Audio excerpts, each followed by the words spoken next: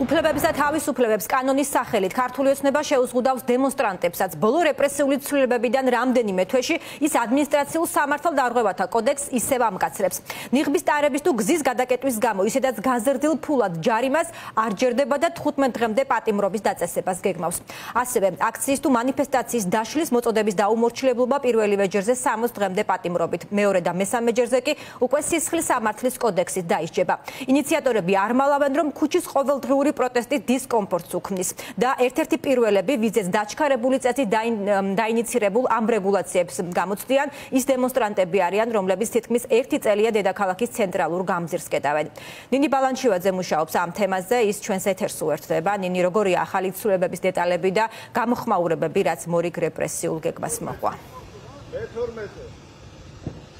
საკმაოდ მწვავე არის ის გამოხმაურებები, რომელსაც ვისმენთ როგორც არასამთავრობო ორგანიზაციების მხრიდან, იურისტების მხრიდან და ასევე იმ სამოქალაქო აქტივისტების მიერ, რომლებიც უკვე 300-ზე მეტი დღის განმავლობაში დგანან რუსთაველის გამზირზე და აპროტესტებენ ბიძინა ივანიშვილის გუნდის მმართველობას. რეპრესიების მორიგი ტალღა და მშვიდობიანი საპროტესტო აქციების კრიმინალიზება, ეს არის განცხადებები, რომელსაც ჩვენ ვისმენთ დღეს ჩვენი რესპონდენტების მხრიდან. თითოეული მათგანი თანხმდება იმაზე, რომ ეს არის ძიმე რეპრესიების გაგრძელება, რომელიც დაიწყო ჯერ კიდევ გასულ წელს ქართულმა ოცნებამ და ჩვენ ვნახეთ მაშინ გაზრდილი ჯარიმები, ახლა კი უკვე რიგი ცვლილებები შედის როგორც ადმინისტრაციულ სამართალდარღვევის კოდექსში, ასევე ეს ცვლილებები შედის სისხლის სამართლის კოდექსში და მე მაყურებელს შევახსენებ, რას გულისხმობს ეს ყველაფერი, რომელსაც დაჩქარებული წესით ქართული ოცნება უკვე ამ კვირაში განიხილავს პარლამენტში, მაგალითად იმ შემთხვევაში თუ საპროტესტო აქციებზე აქციის მონაწილეები გამოიყენებენ ნიღაბს, პირველივე შემთხვევაში მათ ემუქრებათ 15 დღიანი ადმინისტრაციული პატიმრობა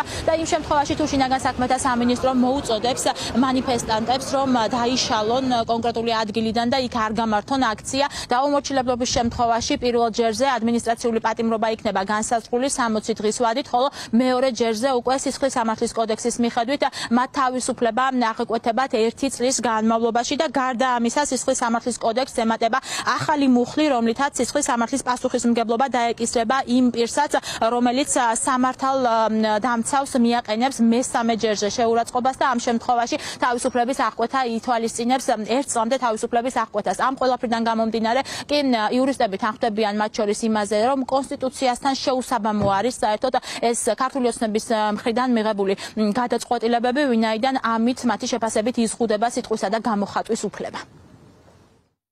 ჩვენ რასაც ვხედავთ, ეს არის დაკანონებული უსამართლობა, რომელიც მიზნად ისახავს ჩაახშოს პროტესტი.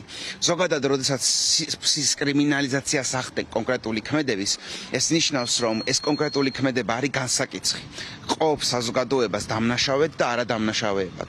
ეს ნიშნავს, რომ ამ ახალი კანონპროექტით და რომ მიიღებენ ამ კანონპროექტს, ის ადამიანები, რომლებიც დგანან რუსთაველზე და იღებენ პროტესტში მონაწილეობას, არიან დამნაშავეები.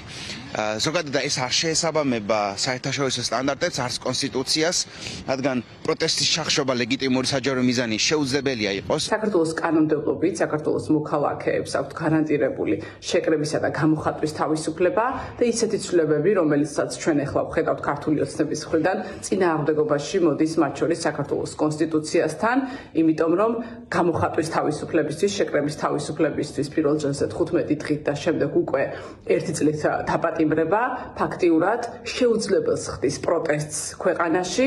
ეს რა თქმა უნდა არის კიდევ ერთი უკან გადადგმული ნაბიჯი საქართველოს კანონმდებლობის გაუარესების მიმართულებით, მაგრამ ყველასთვის ცხადია, რომ ამის მთავარი მიზანი არის ის, რომ ქვეყანაში აღარ გაგრძელდეს პროტესტი.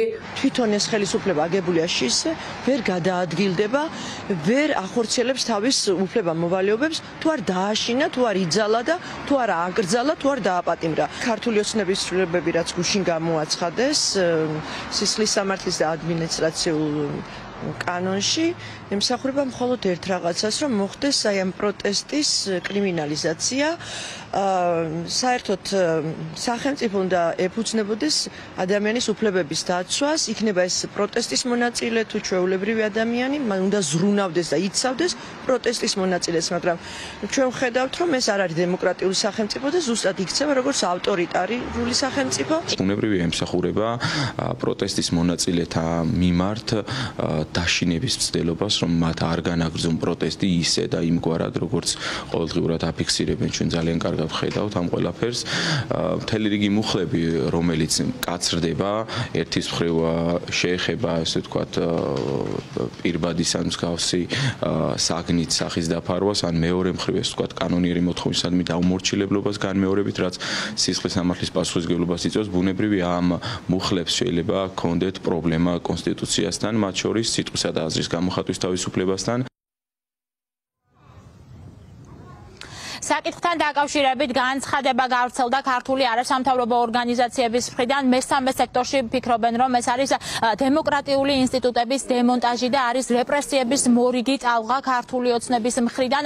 გუშინ პრინციპში სპეციალურ ბრიფინგზე ჩვენ ქართული ოცნების მხრიდან მოვისმინეთ განცხადებები და პირდაპირ აღიარება იმასთან დაკავშირებით, რომ ბიძინა ივანიშვილის გუნდისთვის დისკომფორტს წარმოადგენს ის პროტესტი, რომელიც რუსთაველის გამზირზე მიმდინარეობს 300-ზე მეტი დღის განმავლობაში და ყოველდღიურად ქვეყნის მთავარი გამზირი იკეტება და იქ აქციის მონაწილეები სწორედ აპროტესტებენ მათ მიერ გადადგმულ ნაბიჯებს და აქედან გამომდინარე გუშინ ქართული ოცნების წარმომადგენელმა დაადასტურა ის, რომ ეს ასე ვეღარ გაგრძელდება და შინაგან საქმეთა სამინისტრო მიიღებს კონკრეტულ გადაწყვეტილებებს სწორედ აქციის დაშლასთან დაკავშირებით, რაც შეეხება ამ ცვლილებებს. უკვე როგორც უკვე გითხარით, ამ კვირაში დაჩქარებული წესით განიხილავს ქართული ოცნების პარლამენტი.